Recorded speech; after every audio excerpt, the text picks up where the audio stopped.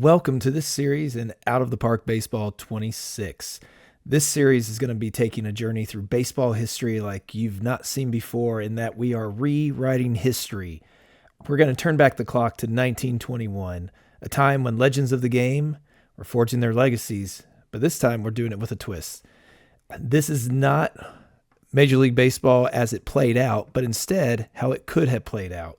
So we are going to be taking a historical path, starting with an inaugural draft, to where we are going to put all the MLB players up for draft, but also with a little twist, where we are going to get rid of the color barrier early. So starting in 1921, the dead ball era is done. Babe Ruth's rising to the star, but we're going to be allowing Negro League players to join in as well. And we're going to see how this next 104 years is going to play out as we do so. So we'll get to see Satchel Paige and Babe Ruth and Oscar Charleston, Ty Cobb, all fighting it out to see who stands up and to see, will new records be set? Will the old records be met? And will the Yankees still dominate as they did through history? So I'm taking the role as the manager and GM, and I'm being Abner Doubleday here in honor of the nod to supposedly the baseball founder, but that's probably not true. And we are going to be taking the St. Louis Cardinals, my favorite team, and seeing how they do up through the current year of 2025. So I hope you'll enjoy this. I plan on adding some tidbits about some of these historical players as we can, at least one spotlight maybe each episode, to see a little bit and learn a little bit as we see how this history plays out. So I hope you will enjoy this and follow the series as we try to see, can we rewrite baseball history in a fun, exciting, and interesting way that will hopefully bring a lot more success than they already had to the St. Louis Cardinals. So with that being said, we are going to get started with the inaugural Major League Baseball draft. So we are doing a serpentine draft. Cleveland's getting the first pick. We are getting the 16th pick. Oh, joy. So I guess Babe Ruth is not going to be part of our setup. So let's look at all of our players, and we're going to go. Now, we do not have hidden stats because we're going to know anyways, but we do see Ty Cobb is one of the best overall. So at age of 34, he still has quite a bit left in the tank. And cool thing is we can look at his real life stats. We're in 1921. He's still hitting 400 later on. So he's still quite the pickup. Other names of note: Harry Heilmann, Rogers Hornsby, 24 years old. There's a stud to build around. And Babe Ruth at 25. 1921 is when he's really emerging in his own. Tris Speaker, great center fielder for the Red Sox. And then we've got other great ones as well. George Sisler, he's going to play a big role for some teams out there.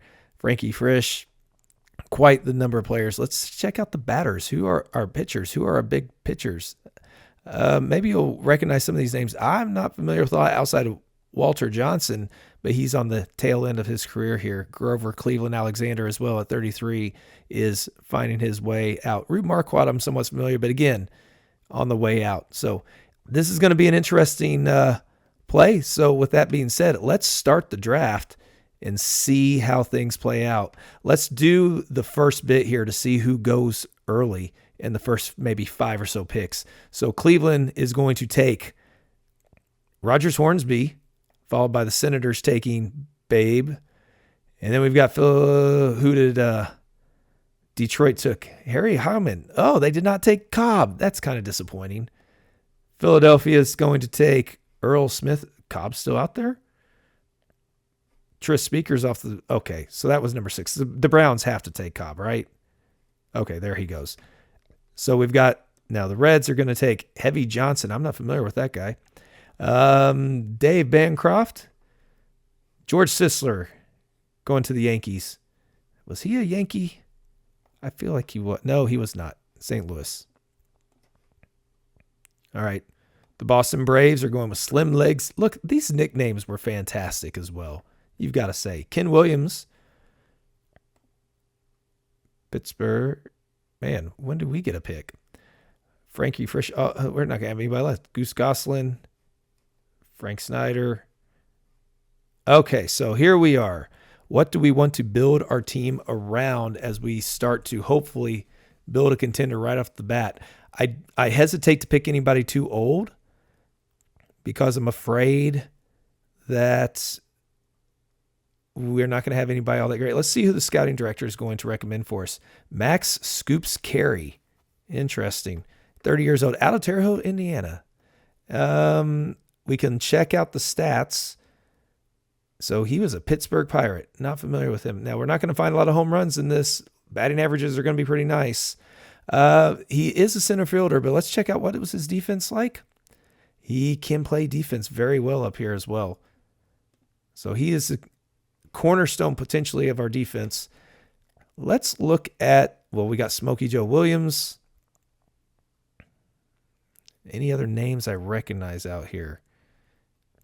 Baby Doll Jacobson, I recognize that name. Eddie Collins.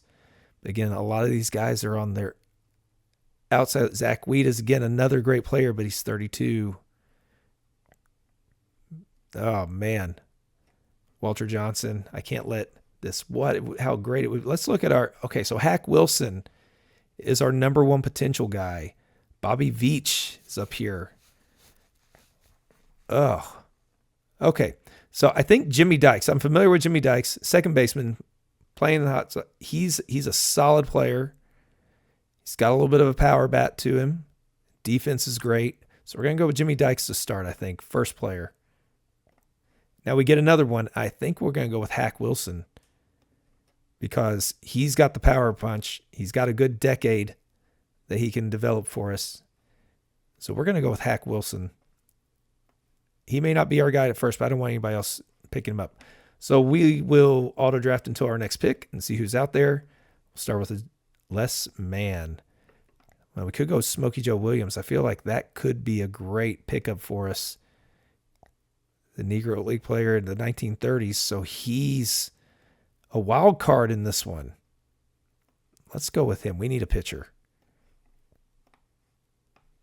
Who do we have on our next recommendation? He likes Les Mann.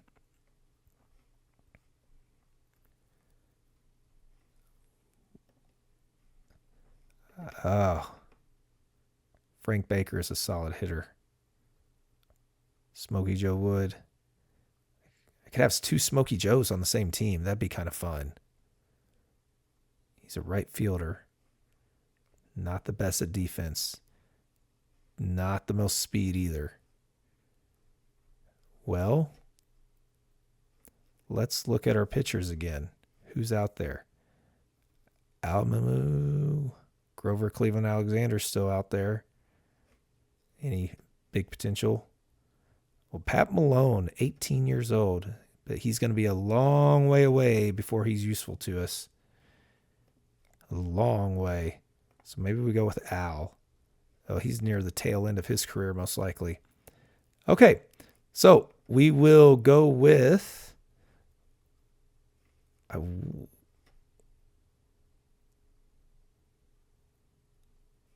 You know what? I guess maybe we'll go with Les Mann.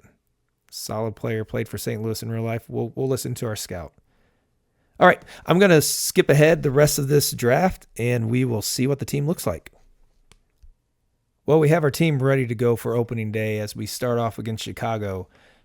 The team is going to look as such. We've got George Gillum at catcher. He's not familiar with him, but he was not much of a player. He was St. Louis, so we'll see what we do. Hack Wilson starting in Double-A for the moment because he's not ready. He's far worse than this guy.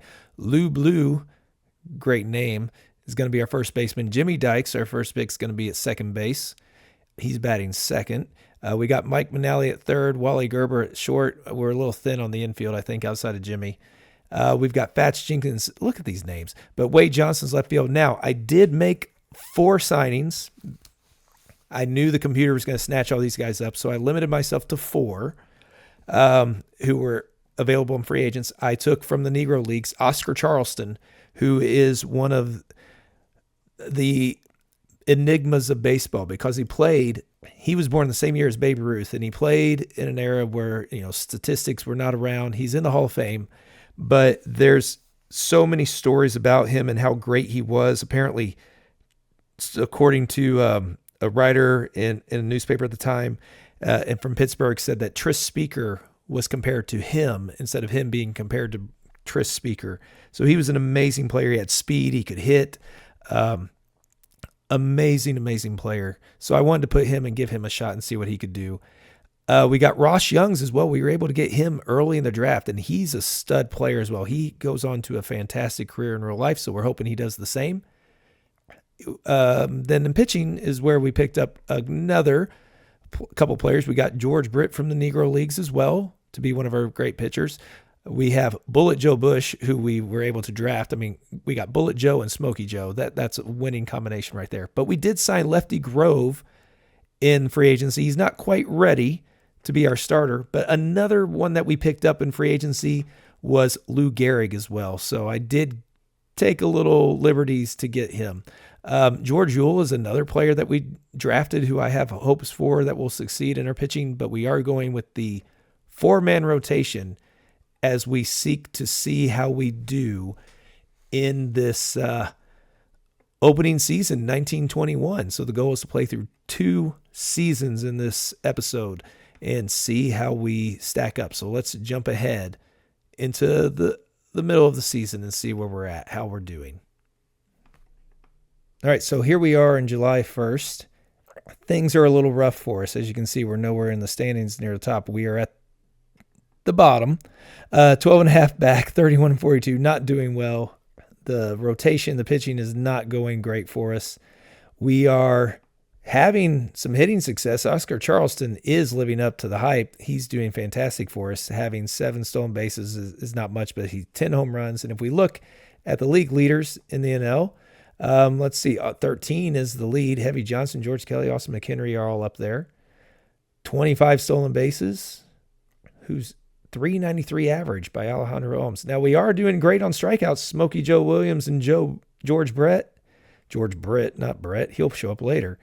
We've also got Smokey Joe Williams is doing a fantastic job as a pitcher for us with the leading the pitcher war. But again, we're way behind. Now, let's look at the American League. Ty Cobb's leading the average, followed by Rogers Hornsby. That is going to be an amazing race. But Babe Ruth doing what he does, having 20 home runs and leading the league in RBI as well. There's Cobb. As far as pitching, apparently Grover Cleveland Alexander was not washed up yet because he's leading the league in earned run average and wins. And then we've got Jimmy Oldham leading the league in strikeouts. We do have some saves actually going on, which is interesting for this era. When I've done this in previous versions, they don't really get many saves early on. So that's intriguing. It makes me wonder, maybe I should go with a 5-man rotation. But they don't get tired. So we are struggling as far as everything. If you see our stats, we're getting beat up pretty badly. We've got a few guys under 4 ERA, but some of them aren't pitching, so that doesn't really help us. As far as our batting stats, I'm about to maybe make some changes. George Gillen's not doing well. He's doing okay at catcher, but I think Hack Wilson might come up, and I do think Lou Blue, even though he's doing well, we might bring up Lou Gehrig as well. So with that being said, maybe we should go ahead and get them their experience since we are so far out. It might be worth bringing these guys into play. So we're going to bring, Ernie Johnson's having a pretty good year. Some of these guys I don't think we need. Such as, actually, they're all okay. Maybe we won't make any changes yet. Glenn could come down a little bit, but they're not ready. They're hitting the ball well in Double-A, though. So maybe we'll wait until next year. They'll get in next year. We don't want to rush them. So let's see how we finish this season. I'm going to guess it's not going to be too well. Well, the season's 1921 did not end great, but we did have a much better second half as we finished 75 and 79, got out of the cellar, led by Oscar Charleston, who became our first 2020 player, 25 home runs, 109 RBI, 26 stolen bases, a 367 average. He was doing great. We did see, you can tell we aren't doing well. We're doing great with our starters ERA. Defense was solid, but we just couldn't score enough runs, and we couldn't put it all together when we needed to. Smokey Joe Williams did great for us.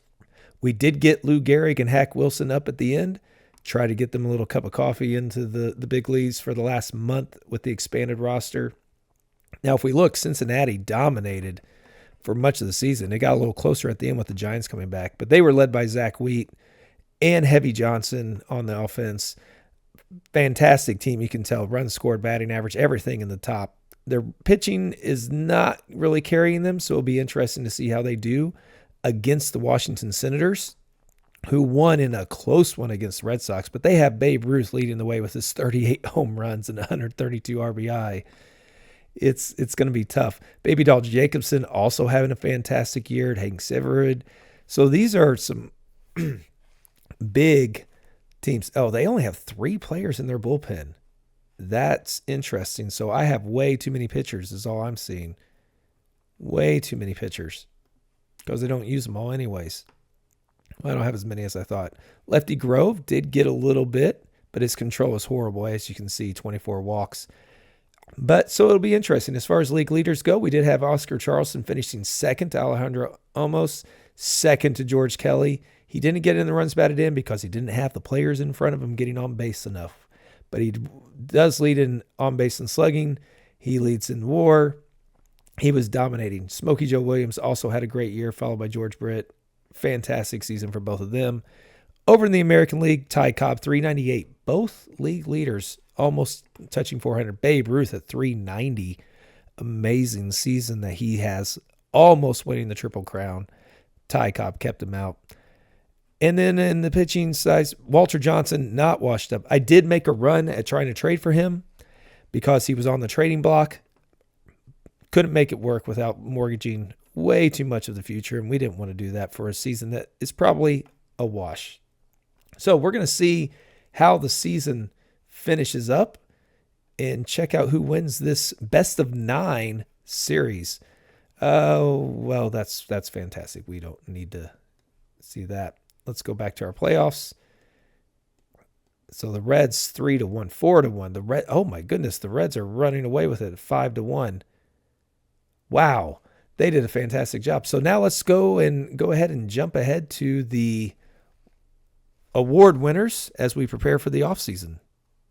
Well, we have a few retiring. George Gillum played catcher for us for 1 year and at age 22 retired after a solid season as well. So I guess Hack Wilson needs to be ready to step up whether he wants to or not. Sud Sutherland retired, not playing much for us. Brago Roth, who did not play much for us, and Scott Perry, who did not. But our next season's, the end of the season here at Prospect List, has Hack Wilson sitting at second and Lou Gehrig sitting at fourth. So that's encouraging. Oh, no, he's out for the year. Fantastic.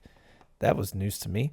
We did have some success in the offseason awards, though, because we did win our first. We didn't get reliever. We got our Platinum Stick Award winners with the NL. Oscar Charleston getting it for center field. You can see Heavy Johnson and some others. Rick Stevenson is another fine player. I'm going to guess Sisler, yep. Rogers Hornsby, Babe Ruth, Ty Cobb, no surprises there. We did also win Rookie of the Year, Oscar Charleston, and we had the Cy Young Award going to Smokey Joe Williams in a huge victory. And then Oscar Charleston also winning the MVP. Every single first place vote went to him. And the Babe Ruth did the same in the American League, and then Dutch Reuter wins in the American League as well. So that's where we're at, trying to see. Now, one thing I'm not going to do is just sign a bunch of players every season knowing what I can do in the offseason. With that being said, we're going to jump to the draft. I don't think it's fair that I sign a bunch of players knowing what they will do. So I'm going to limit myself to one every few years, signing one player like from the Negro Leagues that are coming along. So that way the other players will be picked up by other major league teams. I think that's only fair since I do know where these guys will end up. So, welcome to 1922, opening day. We are starting off against the Pittsburgh Pirates. We've got our lineup looking heavy on the lefties with Ross Youngs, Jim Bottomley for the Replacing Lou Gehrig, who's not ready. He is out, was not in real life in this season, so he's out for the season. So is George Britt. So we have to make some changes. Oscar Charleston is going to lead our lineup in third. He's going to hopefully continue to be what he did last season and improve on it. Specs Toperser is coming out of nowhere from our minor leagues to actually win a starting job, we think, from Jimmy Dykes. So these two will probably be competing back and forth for the second base job. Specs seems to be a little bit better on defense. Fats Jenkins is over on left. Wally Gerber. We did get a Rule 5 draft pick in Julio Rojo because apparently Hack Wilson is now a third baseman and can't play catcher to save his life. So that's great. The guy we drafted to be catcher is not going to be. So Julio Rojo is going to be our catcher instead. Our starting rotation is Smokey Joe Williams again. Lefty Grove looks like he's going to be very serviceable, but his control's not quite there. Bullet Joe Bush and then George Ewell, they are going to be leading us in the rotation. Now, as far as we did have our first Hall of Fame voting class, Nap Lajoie, Kid Nichols, Cy Young, Christy Mathewson, and Mordecai Brown are the opening of the Hall of Fame. One thing that I did make a mistake on this, I do not have the amateur draft set. Not a big deal at this moment, but I did notice because if you look at the top 100 prospects, Al Simmons is now in this, and we would have had a shot maybe at him, but everybody else at this point doesn't matter. I'll make sure that's in there for the 1923 season and beyond. Hack Wilson is sitting there at 6, and Lou Gehrig is at 9, so that's good news for us down the road. So with that being said, let's jump ahead to July and see where we find ourselves. Well, July rolls around, and we are doing much better this season, sitting in first place as opposed to last place where the Brooklyn Robins are sitting. The defending champion, Cincinnati Reds, are 7.5 back. We're doing much, much better. The defense is doing fantastic. First in defensive efficiency, runs against, starters ERA is fantastic. We're doing well on base percentage. So Oscar Charleston is having another amazing season for us. He is crushing the ball. Ross Youngs is leading off fantastic over there with a 427 on base percentage. Jim Bottomley is fantastic. Julio Rojo, our young catcher that we signed, or not young catcher, but our catcher that we brought in this season is doing great. Fats Jenkins is doing great. We did make a trade because we are so loaded at outfield with Fats Jenkins, and we have Kurt Walker back here is wanting to get Ross Youngs, Charleston. So I did pull the trigger on a trade. We shopped around. We looked at the trade block. We needed a pitcher because Lefty Grove is not ready. He was getting beat around too much. So we did go out and we found another left-handed pitcher, Epa Rixey, who was having a great season so far. And so now we're bringing him over. We sent Les Mann over there, who's doing fine for them, hitting 375, but only 1 RBI. So we decided to do that. And that is where we leave off. So we're starting 3 games up. Washington is running away with it again, probably led by, I'm guessing, the Babe. Well, where is the Babe? He's struggling a little bit this season. Only 11 home runs and a 303 average. He's come back down to earth a little. Interesting, but Dobie Moore, 425 hitter. And then you've got Ty Cobb, 418, Rogers Hornsby. They are crushing it. Biz Mackey. So pitching is down this season. Charleston, you can see, is doing fantastic for us. Again, probably having another MVP season. Ross Youngs is actively has a 16-game hitting streak. Dobie Moore, 31 starting over. But Smokey Joe Williams is doing fantastic. Just won pitcher of the month of June. So that's where we stand. Things are going well. Ewell's doing okay. Bullet Joe Bush is doing fantastic. Evan Rixey is just now getting started for us. And then we've got Smokey Joe Williams leading the way. No, strikeouts seem to be down this season. But we do have good things brewing for this season. So let's jump ahead again to at least see how the season shapes up. Well, at the trade deadline, we did make a move. We brought in Butch Henline at catcher to bolster us there by trading away Wade Johnston, who is he just got hurt, so we got lucky on that one, and our backup catcher, Ernie Vick. So Johnston wasn't getting a chance to really hit, and he wasn't getting a chance to pitch. So we shipped him off because his hitting isn't there. His pitching's decent, but we don't need that. We are in a tight race now, only one game up over the Pittsburgh Pirates. The Reds are mounting a big, strong push. We are still holding on. Our defense is still doing well. Starters ERA is great. We are leading the league in stolen bases, and we're doing great offensively. We do need to figure out how to cut down on the errors. That is for sure. But we're going to see if we can hold on as we get to the stretch in the pennant race. In the American League, the Senators are just having a nice, easy time. We have 2 400 hitters still going at it, with Hornsby and Sisler trying to lead the way. Interestingly, Babe Ruth is having a slow season, as we see that he's only at 14 home runs. He has definitely slowed down a bit this season. Oscar Charleston, 85 RBI. This time he's actually leading the league there. Home runs, doing fairly well. He's hitting 361, so he's doing great for us. Smokey Joe Williams is continuing to dominate the pitching as well over in the American League. No one seems to be standing out so far, but it looks like whoever holds on here is going to be facing the Senators again to see. So let's jump ahead as this pennant race comes down to the wire. Well, we've made some changes in August to see if we can hold on. We did drop into second. Now we're in half game up. Things are looking good on the offensive end. Defense is still a problem. Starters ERA is not as strong, but we did make a couple changes to see if we can do that. So we moved Ewell to the bullpen, and we brought in Red Oldham to see how he can do to help solidify the pitching rotation. We also dropped Hack Wilson in favor of Jimmy Dykes, and we moved Dykes up into 6th while Wally Gerber is moving back into 8th, our shortstop.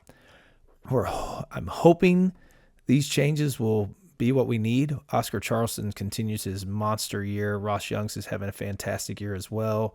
So offensively, we are doing great, as we can see here in the top 3 and everything.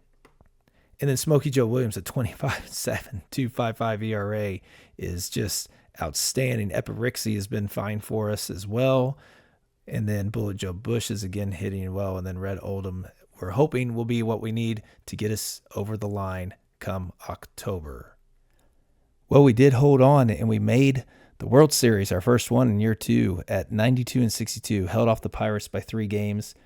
Oscar Charleston leading the way. Wally Gerber ended up finding a resurgence in September with a 20-game hit streak.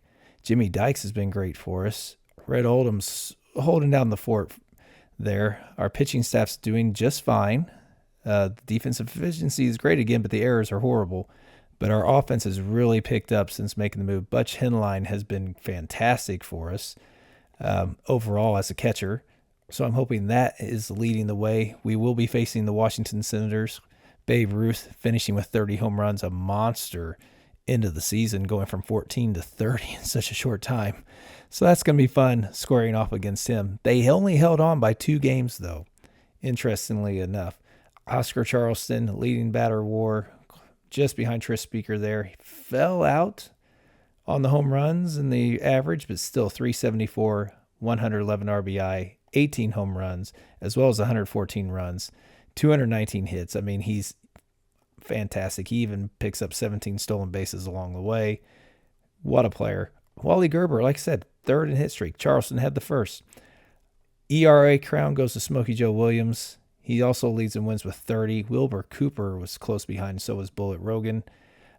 So things are looking good. We will be going up against the Washington Senators, Baby Doll Jacobson, Babe Ruth. They've got some fantastic ones, but Babe Adams is going to be leading the way on the mound for them, followed by Bill Force, who's one I almost signed from the Negro Leagues. I'm wishing I would have now. But we will see where these playoffs end up taking us. Okay, so we haven't faced before. They do have, I like going and checking out the history of these. So they've got their one trip to the playoff, as we know. That'll become more important as we go on. So they had 796 runs scored, 663 against. Very, very similar and against, just 2-run difference, but they scored 30 more runs than we did. We were far better at home than we were on the road as opposed to them. So this is going to be a tight one. and we will see how it goes. So we're going to start with Smokey Joe Williams taking the mound against Babe Adams. Let's hope Smokey Joe can lead us to victory on the first one. And we do 8-7 in a close one. Yule comes in for the win. Looks like let's show the playoffs so we can see how our stats are going. No home runs. Baby Doll Jacobson and Reb Russell both got home runs, but we were able to hold off as it is. And in the second game, we took another win, 7-6. Another tight one. Yule comes in and gets yet another win. 3 innings pitched, 2 wins. He's got not a great ERA, but he's holding on for us. Butch Henline getting the home run on that one. Oscar Charleston is hitting .500, doing what he does, but no RBIs yet. Game number 3. We get the win on this one as well. A road win, lifting us with Bullet Joe Bush leading the way. He had a fine game, 9-inning shutout, 5 strikeouts. Kurt Walker and Oscar Charleston both getting home runs. Babe Ruth, Dover, and Dugan both getting there. So now we get to game 4. This is now best of 7 this season. So we have a chance to lock it away and get our first World Series. And we do not. Oldham loses, but now we got Smokey Joe back on the mound. Our ace in game 5 seeking to win it. But he again gets sent out. Babe Adams wins. So now it's getting a little nervy with Epirexy stepping on. Smokey Joe has had a hard series, but Oscar Charleston is doing great. So is Henline, our catcher that we got. Wally Gerber out of nowhere, doing a fantastic job as well. Okay, so here we go. Epirexy, actually, we're going to make a change on this one. And we are going to have Bullet Joe Bush do the next one, because then we want Smokey Joe to get in there for game 7 if we need to. And it paid off there, 5-4. Getting the win. Washington Senators defeated in this one. So well done on that. Now let's see what the awards have in store for us. So to wrap up this 1922 season, we're going to take a look at the AL award winners.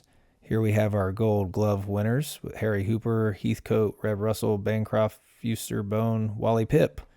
Look at that, getting to play for now. I almost drafted him. I'm glad I didn't. Wally Shang, Grover Cleveland Alexander, apparently definitely not washed up. In the NL, we had 3. Butch Henline, the catcher we traded for. And then we've got Oscar Charleston again in center field. And then Ross Young's out in right field, accompanied by Schultz, Scott, Marcel, Holtz, Fournier, and Merrill Brown. As far as reliever of the year goes, Virgil Barnes up in the AL wins. These aren't really that big of ones at the moment because there's not a lot of relief going on. But we did get a win with Red Oldham. Now he gets this. He'll miss the next season, but he got it because he ended up moving from the bullpen to the starting rotation. I have no doubt that's why he got it. Our Platinum Stick Award winners in the AL, we had Van Gilder, Farrell, Sisler hitting .414. Rogers Hornsby hitting .401. Beckwith and Dobie Moore and Reb Russell and Ty Cobb and Babe Ruth still getting up there. Big drop in average, but the home runs soared in the second half. And Cobb flirting with 400. Definitely not washed up either. In the NL, Bullet Rogan at pitcher, 24 home runs. What an amazing one. So from the Negro Leagues, Bullet Rogan has been fantastic when we look at his stats. In 1921, he hit .310 with 5 home runs. 24 home runs while also pitching 3.48 ERA, 27 wins, and 120 strikeouts. Amazing. And he's only 29. He's going to be tough to beat. Bubbles Hargrave getting the catcher win. Ray Grimes, Frankie Frisch, Rick Stevenson, Peckinpah, and then Bing Miller. But then we have Oscar Charleston getting it for center field again. And then Heavy Johnson, no surprise there. He's been leading the way for the Reds. And Rookie of the Year went to Judd Wilson in the AL. In the NL, Specs Toberser, our shortstop, hitting .314 with 97 RBI. And he scored 88 runs while not really doing much else, but leading the way at short, taking over for Jimmy Dykes. It worked out well. We also won Manager of the Year, which was nice. But the Cy Young went to Bob Shockey, almost unanimous. Bill Force got 1 vote. Wade Hoyt snuck in between. But Shockey won with the 3.63 ERA, 147 strikeouts, and a 21-12 record. In the NL, Smokey Joe Robinson wins unanimously, beating his teammate. Two teammates were up there. But Epirixie, the one that we traded for, also did fantastic for us, which was really good to see. But Smokey Joe Williams, 2.62 ERA, 133 strikeouts, 30 wins. And then the MVP went to Rogers Hornsby, unanimous in the AL. Well, in the NL, Oscar Charleston, not unanimous. Bullet Rogan, deservedly so, as two-way player, got 2 of the votes, but Charleston leading the way as he got, again, a fantastic line with a 10.7 WAR this time. So that is where we stand going into the offseason. So when we come back on the next episode, we're going to take a look at 1923 and 1924 and see what the future of baseball, or should we say the past of baseball, has in store. Hope you've enjoyed this. Follow along with the series so we can see what happens as baseball unfolds over this 100 years of alternate history. Thanks again, and I hope to see you on the next episode.